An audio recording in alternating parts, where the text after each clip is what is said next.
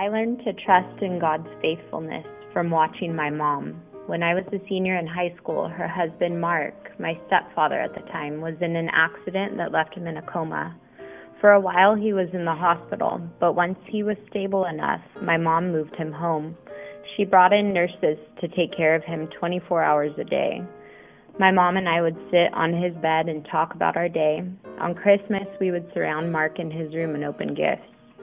Mark stayed in that coma for 11 years until he passed away.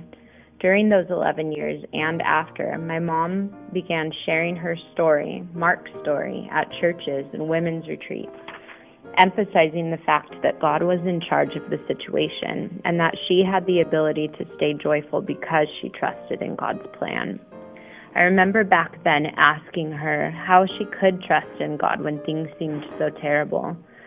She told me that Mark's story had helped witness to many people. Many people came to know God because of Mark's story, and she said that maybe that was God's plan all along. This experience taught me that just because God doesn't give us exactly what we want, that doesn't mean that God doesn't care about what's happening. He's faithfully giving us the strength to walk through our challenges every day. One of my favorite God stories of His faithfulness was our first adoption journey. I've shared it before, but we were at a place where we didn't know what God was asking us to do, and there was confusion, and we were just praying that God would clearly show us what we were supposed to do, and then how we were going to be able to make it happen. When I went on a mission trip to China to work in an orphanage, in Phil's mind, I think he thought that this was going to get this whole adoption thing out of my system. But what God did while I was there was just part of the story. I met a friend on the Great Wall of China who was also there for the mission trip. And as we talked and as we shared our life experiences, we became friends. We came home. Her adoption story changed a little bit, and she ended up adopting from China also. So our paperwork went over together. When we finally got word that we had been matched, our girls came from the same orphanage, and they're 13 days apart. And we have built this friendship over the years. She has also come to know the Lord through our friendship and through our relationship together. And it's just been so exciting to see God do all those details. Now the girls have this lifelong buddy that have shared their experiences since like they were 2 or 3 days old. He provided me with a friend to walk this journey with me. Not even mentioning the way he worked out the finances, the timing. It's just so amazing what God does. There's a verse in 2 Samuel that talks about He is faithful to those who are faithful. And yes, we've made so many mistakes in our walk with Him and haven't always been as faithful as we should be.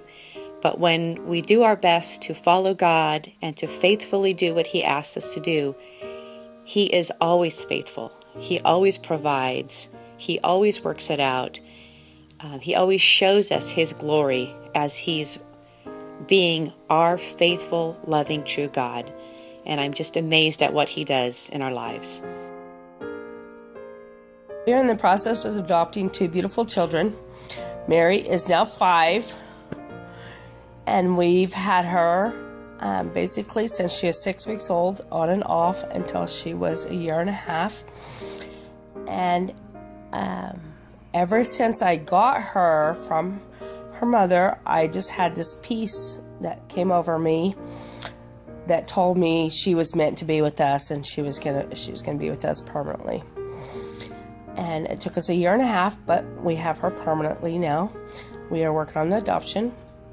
And then little AJ came along, and before he was born, I considered him my son. I knew that he would be in our lives and he was meant to be here. It's taken us 9 months, but we're in the adoption process with him too. But all this is through God's doing. And we're just lucky that we are around people in the church setting. Without them, it would be difficult. Hello, I want to share with you God's faithfulness in our lives, in my life, in my wife's life.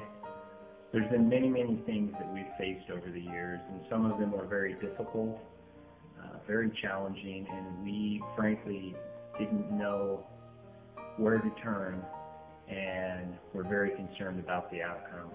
When my wife was pregnant with our son Gabriel, after some preliminary tests, the doctors informed us that he would likely be born deaf, blind, and with many, many challenges. And in fact, the doctor recommended that we consider abortion. And I remember my wife being very offended by that and insisting that we trust God in the situation. And we did. And as many of you know, the doctors were wrong. Situations don't always work out like that, but we have seen God's work often enough to know that He is in control.